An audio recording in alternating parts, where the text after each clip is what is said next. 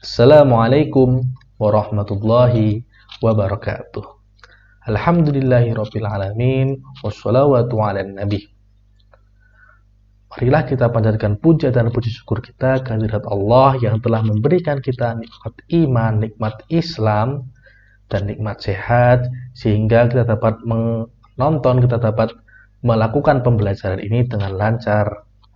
Yang kedua, sholawat dan salam kita haturkan kepada Nabi Muhammad SAW yang telah membawa Islam dari zaman jahiliyah menuju ke zaman Islam yang seperti saat ini. Salam kader, apa kabar teman-teman? Semoga teman-teman selalu diberikan kesehatan dan semangat untuk menjalani hari dan semangat untuk menuntut ilmu. Karena barang siapa yang bersungguh-sungguh pasti akan mendapatkannya. Man jadda wajada. Oleh karena itu kita sebagai umat Islam dan sebagai pelajar patutlah kita bersungguh-sungguh dalam menuntut ilmu sehingga kita dapat mencapai apa yang kita cita-citakan. Perkenalkan, saya Rizal Rahim. Pada kali ini, pada pertemuan singkat ini, saya akan menyampaikan, kita akan belajar bersama akidah akhlak dengan bab atau dengan materi iman kepada Nabi Muhammad SAW. Alangkah baiknya sebelum kita memulai pembelajaran kali ini, kita mulainya dengan berdoa kepada Allah agar Allah memberikan kita kemudahan dalam menuntut ilmu. Berdoa dimulai. Berdoa selesai. Oke, langsung kita mulai.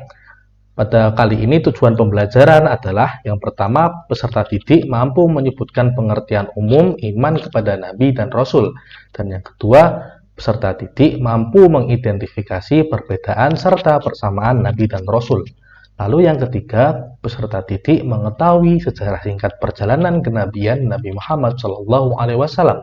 Lalu yang keempat, peserta didik mampu menyebutkan keistimewaan risalah Nabi Muhammad SAW. Dan yang kelima dan terakhir, peserta didik mampu mengambil hikmah beriman kepada Nabi dan Rasul dan mampu mengaplikasikan dalam kehidupan sehari-hari. Dalam pembelajaran kali ini kita akan mempelajari 6 materi, yaitu yang pertama adalah pengertian umum Nabi dan Rasul, dan yang kedua adalah perbedaan Nabi dan Rasul. Kedua materi ini merupakan review dari materi pertemuan sebelumnya agar kita semakin paham. Yang ketiga adalah sirah atau sejarah Nabi Muhammad SAW, dan yang keempat adalah keutamaan atau keistimewaan dari risalah Nabi Muhammad SAW. Lalu yang kelima adalah keteladanan yang dapat kita ambil dari beriman kepada Nabi dan Rasul. Lalu yang terakhir adalah refleksi. Oke, memasuki materi yang pertama, yaitu pengertian umum. Pengertian umum beriman kepada Nabi dan Rasul adalah meyakini kebenaran bahwa Nabi dan Rasul merupakan utusan Allah yang membawa wahyu untuk disampaikan kepada umat manusia sebagai pedoman hidup dan akhirat. Pada pengertian kali ini saya menarik 3 kata kunci, yaitu yang pertama adalah Nabi dan Rasul itu merupakan utusan Allah, dan kata kunci kedua adalah mereka, Nabi dan Rasul itu membawa wahyu yang diturunkan oleh Allah kepada mereka. Dan yang ketiga, yang terakhir adalah Nabi dan Rasul menyampaikan wahyu tersebut kepada manusia. Lalu yang materi setelahnya yaitu Nabi dan Rasul. Di sini kita akan mengetahui perbedaan dan persamaan. Apa sih perbedaan Nabi dan Rasul? Rasul adalah seorang laki-laki yang dipilih Allah SWT untuk menerima wahyu untuk dirinya sendiri dan diwajibkan menyampaikan kepada umatnya. Sedangkan Nabi adalah seorang laki-laki yang dipilih Allah SWT untuk menerima wahyu untuk kepentingan dirinya sendiri dan tidak wajib disampaikan kepada umatnya. Perbedaannya ada di sini, yaitu jika Rasul diwajibkan menyampaikan kepada umatnya, sedangkan Nabi tidak wajib disampaikan kepada umatnya. Lalu Nabi kita, Nabi Muhammad SAW itu merupakan seorang Rasul, maka beliau wajib untuk menyampaikan risalahnya, yaitu berupa Quran, kepada umatnya. Adapun persamaan di antara Nabi dan Rasul, apa itu persamaannya? Yang pertama adalah Nabi dan Rasul itu sama-sama seorang laki-laki yang dipilih oleh Allah Subhanahu wa Ta'ala. Dan yang kedua adalah Nabi dan Rasul itu sama-sama menerima wahyu dari Allah Subhanahu wa Ta'ala, terlepas mereka diwajibkan atau tidak diwajibkan untuk menyampaikan risalah tersebut kepada umatnya. Lalu yang materi yang ketiga yaitu sirah Nabi Muhammad Sallallahu Alaihi Wasallam atau sejarah Nabi Muhammad Sallallahu Alaihi Wasallam. Pada materi kali ini saya membaginya menjadi 3 periode, yaitu periode pertama sebelum kenabian, yang kedua pasca kenabian, dan yang ketiga pasca hijrah ke Yasrib atau yang sekarang kita sebut Madinah. Oke, yang pertama adalah sebelum kenabian. Beliau dilahirkan di Makkah pada tanggal 12 Rabiul Awal tahun Gajah, bertepatan dengan tahun 571 Masehi. Ibunya bernama Aminah dan bapaknya bernama Abdullah. Yang kedua, waktu belita, beliau disusui oleh Halimah As-Sa'diyah di perkampungan Bani Sa'ad Taif. Pada periode ini atau pada masa ini terjadi peristiwa yang menakjubkan pada Nabi Muhammad SAW, yaitu ketika dadanya dibelah oleh malaikat untuk membersihkan hati Nabi Muhammad SAW. Lalu yang ketiga, pada umur 6 tahun, ibunya yaitu Aminah meninggal dunia sehabis ziarah ke Yasrib atau ke makam ayahanda dari Nabi Muhammad SAW, yakni Abdullah. Sejak 6 tahun itu sampai umur 8 tahun, beliau diasuh oleh kakeknya Abdul Muthalib. Lalu setelah 8 tahun dan seterusnya, beliau diasuh oleh pamannya, yaitu Abu Thalib. Waktu di bawah asuhan Abu Thalib, beliau sudah berusaha sendiri mencari nafkah, membantu pamannya dengan mengembalakan ternak dan ikut berdagang ke Syam. Lalu pada umur 25 tahun, beliau menikah dengan Khadijah binti Khuwailid, seorang janda kaya bangsawan Quraisy yang dikenal berbudi baik.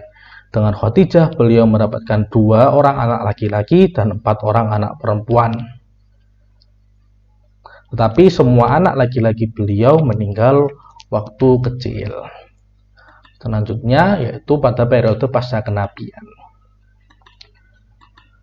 Nabi diangkat menjadi nabi yaitu pada umur 40 tahun. Ditandai dengan wahyu yang pertama turun di Gua Hira saat Nabi Muhammad sedang merenung atau tahanus. Sejak saat itu Nabi terus menerima wahyu sampai akhirnya lengkap sebagai sebuah kitab. Turunnya wahyu tersebut mencakup 2 periode, yaitu periode Mekah dan periode Madinah.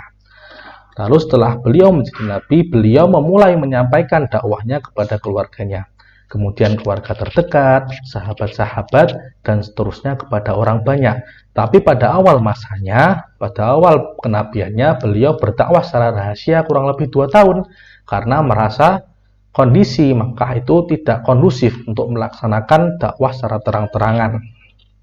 Namun setelah 2 tahun tersebut turun perintah kepada Nabi Muhammad SAW untuk berdakwah secara terang-terangan.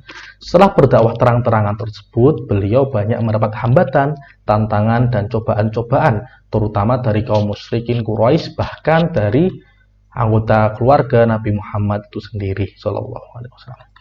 Lalu setelah itu beliau pernah mencoba hijrah ke Taif tetapi tidak mendapat sambutan baik, bahkan dilempari dengan batu sebagai bentuk penolakan warga Taif terhadap hijrahnya atau terhadap dakwah Islamnya Nabi Muhammad SAW. Lalu setelah itu beliau diperintahkan oleh Allah untuk hijrah ke Madinah. Lalu masuki periode yang ketiga yaitu pasca hijrah. Beliau hijrah ke Madinah itu saat berumur 50 tahun karena Allah memerintahkan beliau dan kaum muslimin hijrah ke Yasrib yang saat ini yang kemudian menjadi Madinah. Selama periode Madinah pun terjadi beberapa perangan dengan berbagai pihak yang menentang Islam. Di antaranya adalah perang Badar, perang Uhud, perang Khandaq, perang Hunain, dan lain-lain. Lalu beliau dapat kembali ke Mekah sebagai pemenang Fatu Mekah, tetapi tidak menetap di sana dan beliau tetap menetap di Madinah. Lalu pada bulan Rabiul Awal tahun 633, pada umur 62 tahun, beliau meninggal dunia di Madinah. Lalu kita memasuki materi yang keempat, yaitu keutamaan risalah atau keistimewaan Nabi Muhammad SAW. Yakni yang pertama, Nabi Muhammad SAW tidak diikuti seorang Rasul pun. Tidak ada lagi Rasul setelah beliau. Jadi barang siapa atau siapapun yang mengklaim dirinya sebagai Rasul setelah datangnya Nabi Muhammad ini, maka tidak lain dan tidak bukan dia adalah seorang Nabi palsu. Contohnya saja adalah Musailamah al-Kadzab. Oke, yang kedua adalah Nabi Muhammad SAW diutus oleh Allah Subhanahu wa taala untuk seluruh umat Islam, untuk seluruh umat manusia sepanjang zaman sampai hari kiamat nanti. Sedangkan nabi dan rasul yang datang sebelum Nabi Muhammad hanya untuk satu umat atau hanya untuk umat yang terbatas dan untuk waktu yang terbatas pula. Sedangkan kalau Nabi Muhammad untuk seluruh umat manusia di muka bumi dan sepanjang zaman sampai hari kiamat kelak. Lalu yang ketiga, mukjizat Nabi Muhammad SAW yaitu kitab suci Al-Quran akan kekal selamanya, bahkan terjaga kemurniannya sampai akhir zaman. Sebagaimana firman Allah Subhanahu wa taala, "Inna nahnu nazzalna dzikra wa innahu lahu lahafidun." Sesungguhnya kamilah yang menurunkan Al-Qur'an dan sesungguhnya kami benar-benar memeliharanya. Nah, lalu kita beranjak ke materi berikutnya, yaitu materi kelima, hikmah beriman kepada para rasul. Ya, yang pertama adalah dengan beriman kepada para Rasul Allah, berarti kita meyakini dan bersedia mengamalkan apa yang telah diwahyukan kepada mereka. Dan yang kedua, percaya dengan para utusan Allah berarti juga mencintainya. Ungkapan cinta yang kita lakukan hendaknya diwujudkan dengan cara yang betul, yaitu dengan mentauladani sifat-sifat mulia mereka. Dan yang ketiga, cinta kepada para Rasul diwujudkan dengan senantiasa taat kepada perintah-perintah Allah, karena perintah-perintah itu disampaikan oleh para utusannya atau oleh para nabi dan rasul. Lalu yang keempat, menanamkan sikap syukur kepada Allah Subhanahu wa taala, karena dengan mengutus sejumlah utusan kepada manusia membuktikan Allah sangat sayang dan cinta kepada manusia. Oke, materi yang terakhir atau yang keenam yang akan saya sampaikan dan akan kita pelajari saat ini adalah refleksi. Ini adalah salah satu sebuah cerita yang membuktikan bagaimana mulianya Nabi Muhammad Sallallahu Alaihi Wasallam. Nabi Muhammad Sallallahu Alaihi Wasallam adalah seorang ahli sedekah yang tidak pernah tamak dan serakah pada harta. Bahkan beliau hidup sederhana dan tidak suka menimbun harta atau uang di rumahnya. Sebagaimana dikisahkan dalam kisah tersebut, saat kondisi kesehatan Rasulullah Sallallahu Alaihi Wasallam semakin memburuk karena sakit yang beliau derita, beliau bertanya kepada Aisyah radhiyallahu anha tentang uang yang beliau titipkan padanya sebelum beliau sakit. Beliau lupa pernah menitipkan uang dan teringat saat sakit. Rasul bertanya dengan suara parau, "Aisyah, di mana uang yang pernah kutitipkan padamu sebelum sakit? Tolong kau bagikan uang itu di jalan Allah, karena aku akan malu bertemu Allah Subhanahu wa taala, sedangkan di rumah Rasul tersebut masih ada timbunan dan simpanan uang." Dari kisah tersebut dapat terlihat betapa Rasulullah Shallallahu alaihi wasallam adalah seorang yang rendah hati dan tumakninah. Meski sedang sakit dan hidup sederhana, Nabi Muhammad Shallallahu alaihi wasallam tak pernah ingin menimbun harta atau memakan hartanya sendiri. Ia senantiasa selalu berbagi dan mengingat orang lain. Mungkin demikian materi yang dapat saya sampaikan pada pertemuan kali ini. Kita dapat kita dapat mendapat beberapa materi, yaitu mengenai keistimewaan Nabi, sejarah singkat Nabi, dan yaitu keteladanan yang dapat kita ambil atau hikmah yang dapat kita ambil dari mengimani Nabi dan Rasul. Dan jangan lupa tugasnya dikerjakan, karena tugas tersebut merupakan ukuran atau merupakan cara kita untuk mengingat kembali materi yang telah disampaikan ini.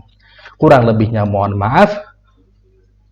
Wassalamualaikum warahmatullahi wabarakatuh.